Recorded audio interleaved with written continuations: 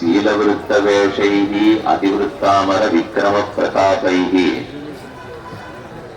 अतिलंघित सर्वलोक साम्यं वरये वैष्णव वैभवावतारम् शीलक्कयेष तव हन्त दयैक सिन्धो क्षुद्रे कृतज्जनपदे जगदण्डमध्ये क्षोदीयसोऽपि जने जनस्य अत्रावतीर्य ननु लोचन गोचरोपु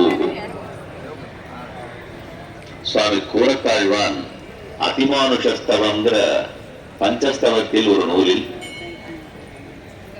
பகவத் அவதாரங்களின் பெருமையை கூறுகிறார்.